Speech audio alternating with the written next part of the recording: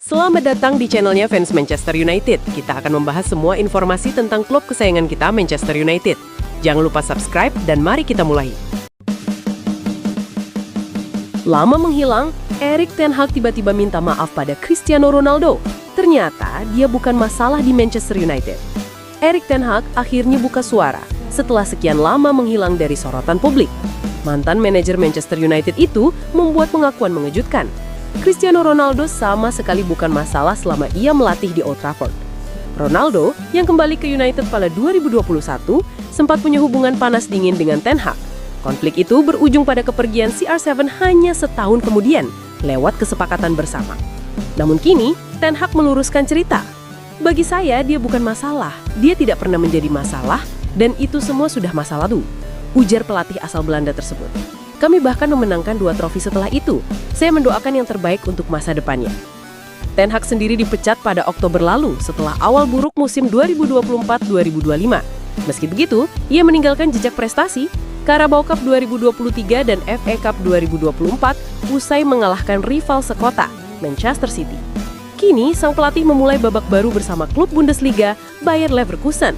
Tantangannya jelas, mengulangi kesuksesan meraih trofi seperti yang ia lakukan di Inggris. Ini bukan lagi tentang Manchester United, itu sudah berlalu. Saya senang bisa kembali melatih, dan saya sangat menikmati beberapa minggu terakhir, katanya optimis. Ten Hag pun siap menjalani laga kompetitif pertamanya bersama Leverkusen di DFB Pokal kontra SG Sonnenhof, sebelum debut di Bundesliga melawan TSG Hoffenheim. Satu hal yang jelas, pernyataan ini akan mengubah cara fans memandang hubungan Ronaldo dan Ten Hag selama di MU. Apakah ini bentuk penyesalan atau strategi mencairkan suasana? Debu gol Gyökeres bikin Arsenal makin berbahaya. Manchester United harus waspada. Arsenal kirim sinyal keras jelang Premier League dimulai. Striker anyar mereka, Victor Gyökeres, akhirnya pecah telur dengan mencetak gol debutnya saat The Gunners menghajar Athletic Bilbao 3-0 di Emirates Cup dini hari tadi. Gol di menit ke-34 itu jadi pembuka pesta Arsenal di Emirates Stadium London. Kemenangan makin manis karena Arsenal juga menang 6-5 lewat adu penalti. Hanya Ethan Nwaneri yang gagal mengeksekusi. Ini adalah laga ketiga Gyökeres berseragam Arsenal dan jelas jadi modal emas jelang duel panas kontra Manchester United di Old Trafford 17 Agustus nanti. Situasi justru berbanding terbalik untuk United. Lini depan mereka masih tumpul. Terbaru, mereka hanya bermain imbang 1-1 lawan Fiorentina meski akhirnya menang adu penalti 6-5. 2 striker anyar, Bryan Mbeumo dan Matheus Cunha, belum juga mencatatkan gol. Sementara Benjamin Sesko baru diperkenalkan sebelum laga kontra La Viola. Waktu Sesko untuk beradaptasi sangat minim, hanya sepekan sebelum menghadapi Arsenal. Nyaris mustahil baginya untuk langsung paham total taktik Ruben Amorim. Ironisnya, Gyökeres dan Sesko sebelumnya sama-sama masuk radar transfer United, tapi Gyökeres memilih Arsenal dan buktinya langsung moncar dengan gol di laga ketiga. Tekanan pun otomatis mengarah ke Sesko. Setidaknya dalam 3 laga ke depan, ia harus membuktikan dirinya bisa menyamai atau bahkan melampaui pencapaian rivalnya itu. Tak berhenti di situ, kedatangan Sesko juga membuat United mempertimbangkan masa depan Rasmus Højlund. Beban ganda menanti, bukan hanya mengungguli Gyökeres, tapi juga membuktikan dirinya lebih layak daripada Højlund. Pertanyaan besar pun muncul, akankah Sesko langsung dipercaya menjadi starter melawan Arsenal atau justru masuk sebagai super sub? Manchester United incar bintang muda Brasil, Ricardo Matias. Harga fantastis, persaingan panas. Manchester United kembali mengirim sinyal serius di bursa transfer. Kali ini sasarannya bukan pemain jadi, melainkan talenta muda yang sedang mencuri perhatian dunia. Namanya Ricardo Matias, penyerang berusia 19 tahun milik internasional yang digadang-gadang sebagai salah satu prospek paling panas di Amerika Selatan. Sejumlah pemandu bakat setan merah bahkan terbang langsung ke Brazil untuk mengamati sang striker dalam beberapa laga terakhir. Langkah ini jadi bukti perubahan strategi transfer United yang kini mulai fokus memburu pemain muda berpotensi besar untuk dibina jangka panjang. Meski begitu, Matias kemungkinan tidak akan langsung didatangkan musim panas ini. United masih memprioritaskan perekrutan pemain inti tim utama, namun tetap ingin mengamankan tanda tangan sang wonderkid sebelum klub-klub besar Eropa lainnya bergerak lebih cepat. Berdasarkan laporan Goal, ketertarikan United punya alasan kuat. Matias dikenal memiliki postur ideal untuk striker modern. Tinggi, kuat, cepat, dan punya naluri mencetak gol tajam. Catatannya di level junior luar biasa, termasuk menjadi top skor di beberapa turnamen U17. Performa impresifnya membuat banyak pihak percaya Matias bisa menjadi solusi lini depan setan merah di masa depan.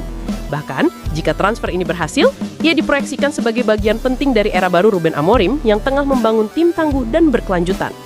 Namun jalan United untuk mendapatkannya tidak akan mudah. Klub-klub Eropa lain juga sudah mengirim pemandu bakat untuk mengamati sang pemain.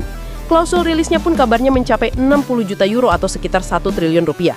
Angka yang membuat persaingan bakal semakin sengit. Keunggulan United, mereka punya hubungan baik dengan klub-klub Brasil dan percaya bisa memanfaatkan itu untuk memenangkan perburuan. Kini keputusan ada di tangan Matias, tetap berkembang di Brasil atau langsung ambil tantangan Premier League. Jika transfer ini terwujud, Ricardo Matias bisa jadi salah satu pembelian paling cerdas Manchester United dalam dekade terakhir. Bukan hanya untuk hari ini, tapi untuk masa depan Old Trafford. AC Milan serius goda Rasmus Højlund, Manchester United mulai kehilangan kesabaran, drama bursa transfer semakin memanas. AC Milan resmi membuka pembicaraan dengan perwakilan Rasmus Højlund untuk membahas kemungkinan transfer besar. Menurut Fabrizio Romano, Milan mengajukan skema pinjaman berbayar 6 juta euro plus opsi pembelian permanen 45 juta euro. Meski negosiasi sudah berjalan, Højlund belum memberi jawaban final. Striker 22 tahun asal Denmark itu masih berkesiras ingin bertahan di Manchester United dan berjuang merebut tempat di tim utama. Namun, sinyal bahaya mulai muncul. Dalam laga uji coba terakhir, Højlund tidak dimainkan sama sekali. Tanda kuat bahwa ia mulai tersisih dari rencana Ruben Amorim untuk musim depan. Persaingan di lini depan United memang semakin sesak. Kehadiran Benjamin Sesko, Joshua Zirkzee, Bryan Mbeumo, dan Matheus Cunha membuat peluang Højlund kian tipis. Meski begitu, sang pemain tetap optimis. Saya punya rencana jelas, bertahan dan berjuang mendapatkan posisi saya apapun kondisinya, tegasnya pada Daily Mail. Bagi United, melepas Højlund bisa membuka ruang untuk manuver transfer baru. Meski sudah mengamankan Sesko, Setan Merah masih membidik satu gelandang tambahan. Nama Carlos Baleba dari Brighton kini jadi target utama, bahkan dikabarkan sang pemain siap terbang ke Manchester menunggu lampu hijau klub. Di kubu Milan, kebutuhan striker anyar sudah mendesak. Kepergian Alvaro Morata dan Tammy Abraham membuat Santiago Gimenez jadi satu-satunya penyerang murni. Transfer Dusan Vlahovic terlalu rumit, sehingga Milan kini melirik opsi yang lebih realistis, yaitu Højlund. Dengan tinggi 1,91 meter dan skill teknis mumpuni, gaya main Højlund disebut mirip Zlatan Ibrahimovic. Ia juga punya pengalaman di Serie A bersama Atalanta, mencetak 10 gol, 9 diantaranya di Liga. Peran Zlatan sebagai penasihat khusus Milan bahkan diyakini bisa memuluskan transfer ini. Apalagi pelatih Massimiliano Allegri kabarnya sangat menginginkan sang bomber muda. Drama bursa transfer semakin memanas. AC Milan resmi membuka pembicaraan dengan perwakilan Rasmus Højlund untuk membahas kemungkinan transfer besar. Menurut Fabrizio Romano, Milan mengajukan skema pinjaman berbayar 6 juta euro plus opsi pembelian permanen 45 juta euro. Meski negosiasi sudah berjalan, Højlund belum memberi jawaban final. Striker 22 tahun asal Denmark itu masih berkesiras ingin bertahan di Manchester United dan berjuang merebut tempat di tim utama. Namun, sinyal bahaya mulai muncul. Dalam laga uji coba terakhir, Højlund tidak dimainkan sama sekali. Tanda kuat bahwa ia mulai tersisih dari rencana Ruben Amorim untuk musim depan. Persaingan di lini depan United memang semakin sesak. Kehadiran Benjamin Sesko, Joshua Zirkzee, Bryan Mbeumo, dan Matheus Cunha membuat peluang Højlund kian tipis. Meski begitu, sang pemain tetap optimis.